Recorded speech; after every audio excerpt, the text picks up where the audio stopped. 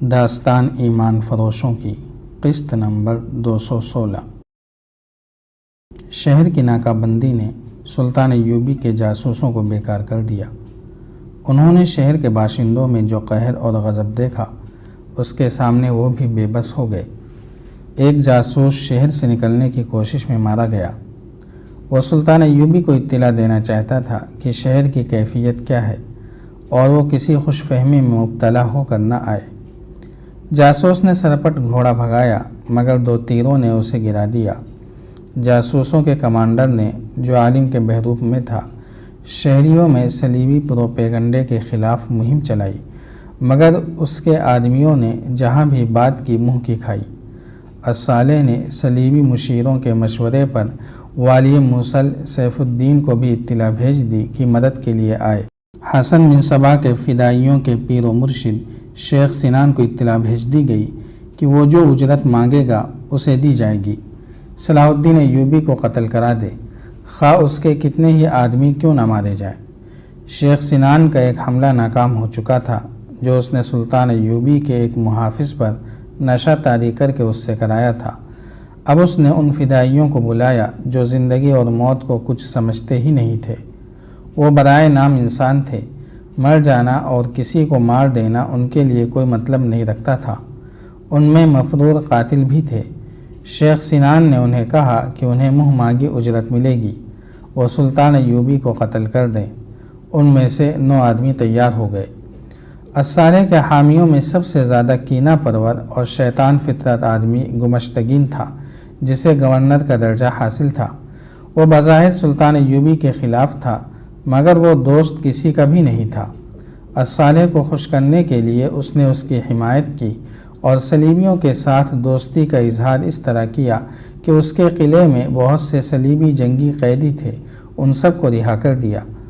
اب حلب کی اس اطلاع پر کہ سلطان ایوبی کی فوج آ گئی ہے اس نے اپنی فوج بھیج دی اور خود بھی لڑنے کا وعدہ کیا۔ یہ ایک طوفان تھا جو سلطان ایوبی کے خلاف اٹھ کھڑا ہوا۔ اتنے زیادہ دشمنوں کے مقابلے میں اس کی نفری تھوڑی تھی اور اب اس کے جاسوس بیکار ہو جانے کی وجہ سے اسے پتہ ہی نہیں چل رہا تھا کہ دشمن کے کیمپ میں کیا ہو رہا ہے۔ وہ ابھی تک اس خوش فہمی میں مبتلا تھا کہ وہ حلب والوں کو بے خبری میں ڈالے گا، تاہم وہ معمولی قسم کا جنگجو نہیں تھا۔ اس نے عقب اور پہلوؤں کی حفاظت کا انتظام کر رکھا تھا۔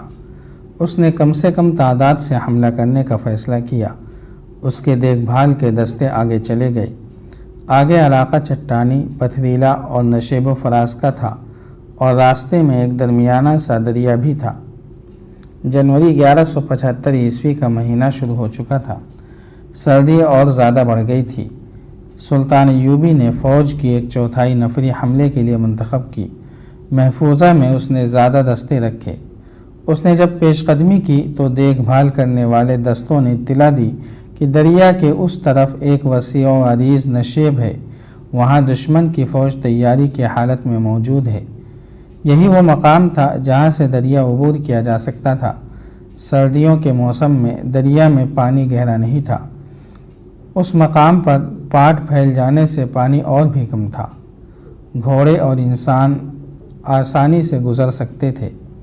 یہی دشمن نے اپنی فوج پھیلا رکھی تھی۔ سلطان ایوبی کو بتایا گیا کہ رات کو اس فوج کے چند ایک سنتری بیدار ہوتے ہیں اور دن کے دوران گشتی پارٹیاں ہر طرف گھومتی پھرتی رہتی ہیں۔ اس اطلاع سے شک ہوا کہ حلب والوں کو اس کی آمد کی اطلاع مل گئی ہے اور وہ انہیں بے خبری میں نہیں لے سکے گا۔ اس نے دیکھ بھال کے لیے اس مقام سے دور کے علاقے میں اپنے آدمی بھیجے تاکہ معلوم کیا جا سکے کہ دریا کسی اور جگہ سے عبور کیا جا سکتا ہے یا نہیں۔ اس کے ساتھ ہی اس نے یہ فیصلہ کیا کہ وہ نشیب میں دشمن کی فوج کو دھوکہ دے کہ حملہ اور پیش قدمی اسی طرف سے ہوگی۔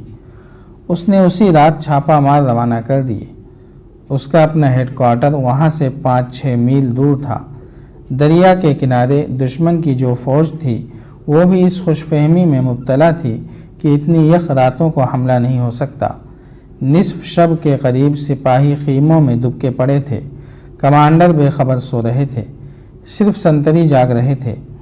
ایک سنتری سردی میں ٹھٹھرا کھڑا تھا۔ پیچھے سے کسی نے اس کی گردن دبوچ لی، کسی اور نے اسے اٹھایا۔ یہ سلطان ایوبی کے 2 چھاپا مار تھے۔ وہ سنتری کو اٹھا کر لے آئے اور اس سے پوچھا کہ گھوڑے کہاں باندھے ہوئے ہیں۔ اس کے سینے پر 2 تلواروں کی نوکیں رکھی ہوئی تھیں۔ سنتری کو معلوم تھا کہ یہ سلطان کے سپاہی ہیں۔ اس نے ان سے التجا کی کہ میں تمہارا مسلمان بھائی ہوں، یہ بادشاہوں کے جھگڑے ہیں، ہم ایک دوسرے کا خون کیوں بہائیں؟ اس نے بتایا کہ گھوڑے ایک جگہ نہیں بندھے ہوئے، چونکہ فوج تیاری کی حالت میں ہے، اس لیے گھوڑے سواروں کے خیمے کے ساتھ 2-2 3-3 کر کے بندھے ہوئے ہیں۔ چھاپا مار اسے اس کے کیمپ کے قریب لے گئے اور پوچھا، دستوں کے کمانڈر کہاں ہیں؟ اس نے اندازہ کر کے ان خیموں کی سمتیں بتا دی۔ اسے ساتھ ہی پیچھے لے آئے اور اس سے کہا کہ یہاں کھڑے رہو اور تماشا دیکھو۔ وہاں چھوٹے سائز کی ایک منجنیق رکھی تھی، اس میں چھاپا ماروں نے ایک ہانڈی سی رکھی۔ 4 آدمیوں نے اسے پیچھے کھینچا اور چھوڑ دیا۔ ہانڈی غلیلے کی طرح اڑ گئی، دوسری ہانڈی کسی اور طرف پھینکی گئی، پھر 2 اور پھینکی گئی۔ یہ سب دشمن کے کیمپ میں گریں۔ سنتریوں نے کون ہے کی صدائیں لگائیں۔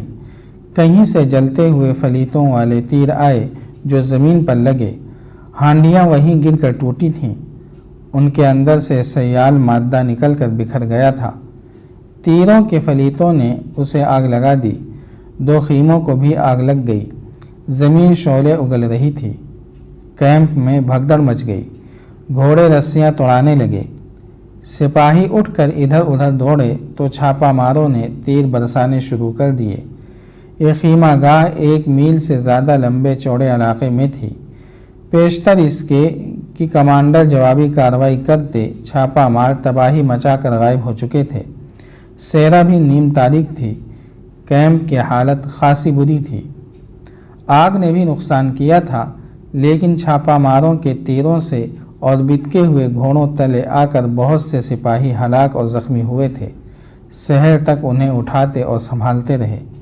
اچانک ایک طرف سے کسی نے چلا کر کہا، ہوشیار ہوشیار! ایک بار پھر قیامت آ گئی، مگر اب کے چھاپا مار نہیں تھے۔ یہ سلطان ایوبی کے ایک دستے کا باقاعدہ حملہ تھا۔ دشمن اس جگہ ہر لمحہ تیاری کی حالت میں رہتا تھا، لیکن رات کو چھاپا مار اس کی حالت ایسے بدل آئے تھے کہ تیاری ختم ہو گئی تھی۔ دشمن کے سپاہیوں نے جم کر لڑنے کی بہت کوشش کی، لیکن ان کے پاؤں جم نہ سکے۔ سلطان ایوبی ان کا دمخم پہلے ہی ختم کرا چکا تھا۔ پھر بھی دونوں فریقوں کا خاصا نقصان ہوا۔ دشمن کے سپاہی پسپا ہونے لگے۔ کمانڈروں نے انہیں بہت للکارا، مگر دوسری طرف کی للکار ان کے لڑنے کے جذبے کو تباہ کر رہی تھی۔ سلطان ایوبی کے سپاہی ان پر چلا رہے تھے، تم کافروں کے دوست ہو، خدا ہمارے ساتھ ہے، اپنا حشر دیکھو، تم پر خدا کا قہر نازل ہو رہا ہے۔ سلطان ایوبی نے اپنی فوج کے نہایت معمولی سے سپاہی کے ذہن میں بھی اتار دیا تھا کہ تم حق پر ہو اور کفار کے دوست مرتد ہیں۔ اس کے مقابلے میں خلیفہ کی فوج کے پاس ایسا کوئی مقصد اور کوئی نعرہ نہیں تھا۔ دشمن کے سپاہی بکھر گئے، بہت سے پسپا ہو کر دریا پار کر گئے اور کچھ ادھر ادھر وادیوں اور نشیبی جگہوں میں جا چھپے۔ سلطان ایوبی نے حملہ آور دستے کے کمانڈر کو حکم دے رکھا تھا کہ دشمن کی پسپائی کی صورت میں اپنا کوئی دستہ، جیش یا کوئی سپاہی دریا پار نہ کرے۔ جاری ہے۔ اگر آپ کو یہ قسط وار سلسلہ پسند آ رہا ہے تو لائک، شیئر اور کمنٹ کے ذریعے ہماری حوصلہ افزائی کریں۔ جزاک اللہ خیرا۔